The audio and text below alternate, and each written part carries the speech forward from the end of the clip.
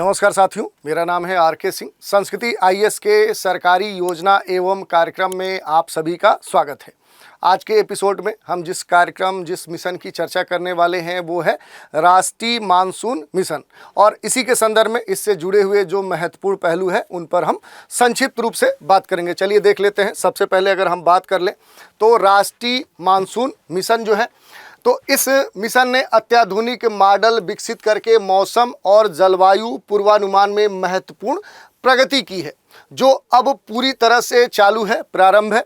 बात करें तो ये मॉडल पूर्वानुमान अवधि की एक विस्तृत श्रृंखला को कवर करते हैं, और इसमें अगर शामिल जो तथ्य हैं उनकी बात करें तो लघु अवधि, मध्यम अवधि और मौसमी भी ये इसमें श्रृंखला शामिल की गई है। लघु अवधि में 1 से 10 दिन की बात कही गई है, मध्यम अवधि में 10 से 30 दिन की बात कही गई है, और मौसमी की बात करें तो इसमें एक मौसम तक पूरा ऐड किया गया है। और इसके अलावा पिछले 3 वर्षों में जो ये मिशन है, इसके अंतर्गत बनाए गए मॉडलों ने विभिन्न समय सीमाओं में प्रमुख मौसम संबंधी घटनाओं की भविष्यवाणी करने में लगातार उच्च सटीकता प्रदर्शित की है, और इस कारण से ये जो मिशन है ये खासे तौर पे चर्चा में है। इसके अलावा अगर हम बात कर लें कि जो राष्ट्रीय मानसून मिशन है, आखिर इसका उद्देश्य क्या है, उसकी अगर चर्चा करें तो ये जो मिशन है इसका जो प्राथमिक उद्देश्य है वो पूरे भारत में सभी समय सीमाओं के लिए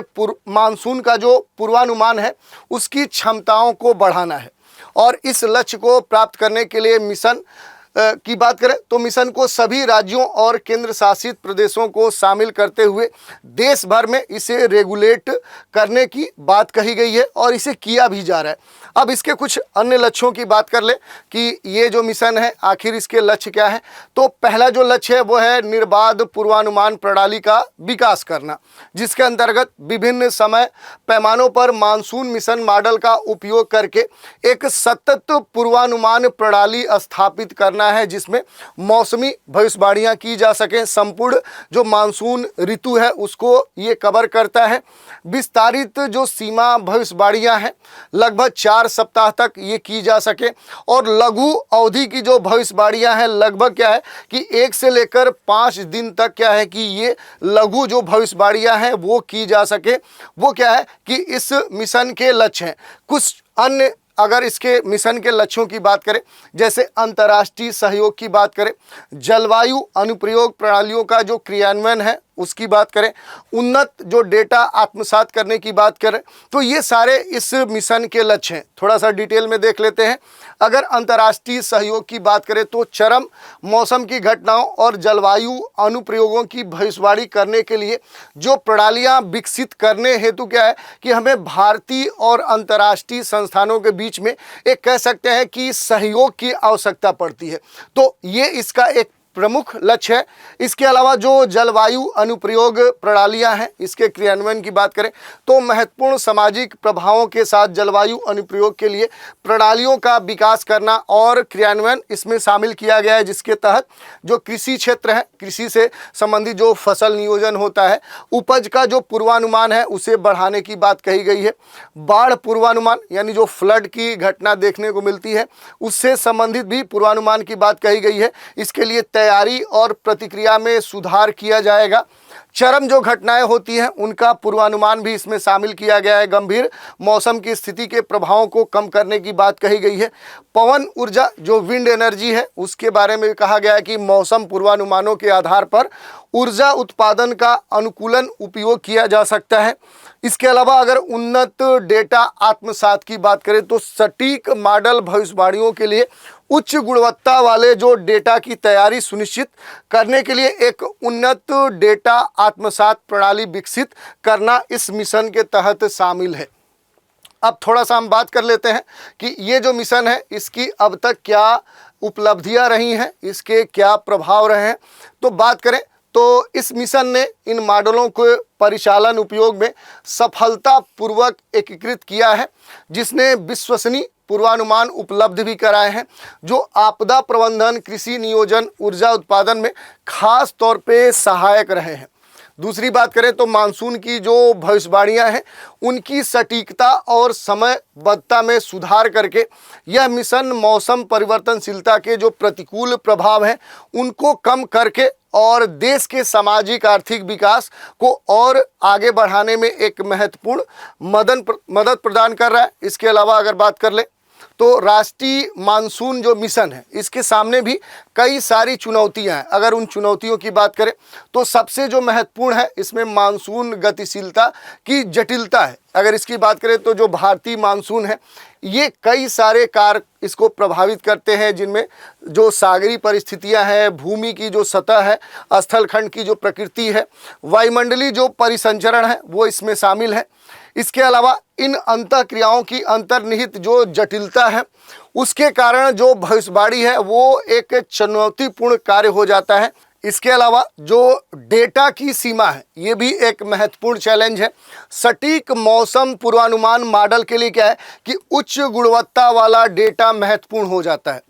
हालांकि अवलोकन संबंधित आंकड़ों की उपलब्धता और गुणवत्ता और विशेष रूप से दूर दराज और ग्रामीण जो क्षेत्र हैं उनमें असंगत ये मामला हो सकता है और इससे क्या है कि भविष्यवाणियों में संबंधित जो अशुद्धि है वो भी रह सकती है। तो ये कुछ महत्वपूर्ण चैलेंज है। इसके साथ अगर बात करें अंतर्राष्ट्रीय सहयोग एक महत्वपूर्ण चुनौती है और इसके साथ क्या है कि जलवायु परिवर्तन के प्रति जो अनुकूलन की बात कही जा रही है ये भी एक महत्वपूर्ण चुनौती है। अगर इसके अंतर्गत हम बात करें तो जलवायु जो परिवर्तन है ये मौसम के पैटर्न में कई सारे चर और अनिश्चितताएं लाता है और इससे क्या है कि पूर्वानुमान मॉडल जो होता है वो पहले से और कॉम्प्लेक्स हो जाता है, कठिन हो जाता है और इन परिवर्तनों के लिए अगर बात करें तो एनएमएम को अनुकूलित करना तथा जलवायु परिवर्तनशीलता के प्रति लचीलापन सुधारना एक महत्वपूर्ण चुनौती बन चुका है।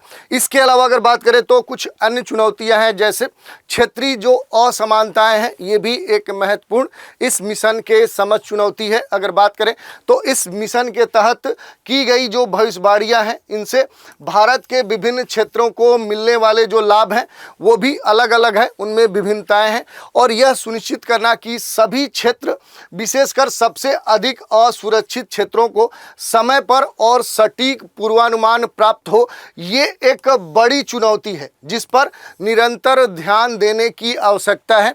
और इस कारण से आने वाले समय में क्या है कि इस मिशन में और इसकी क्षमताओं में सुधार करना होगा, ये भी एक महत्वपूर्ण बात है। अगर इसकी हम बात करें तो इसमें क्या है कि आईएमडी जो है उसको अपनी मौसम पूर्वानुमान जो क्षमताएं हैं उसमें सुधार करने के लिए विशेष रूप से स्थानीय और चरम जो मौसम घटनाएं हैं उनके लिए महत्वपूर्ण उन्नयन प्राप्त होने वाले हैं। इसके अलावा कम से कम 10,000 करोड़ रुपए के बजट वाले इस नए मिशन का जो उद्देश्य है वो स्थानीय स्तर पर मौसम की भविष्यवाणी करने में आईएमडी की सटीकता को बढ़ाना है। साथ ही भारी वर्षा, भूस्खलन, बाढ़ जैसी हाल की चरम घटनाओं से उत्पन्न जो चुनौतियां हैं उनका समाधान भी इसमें शामिल है।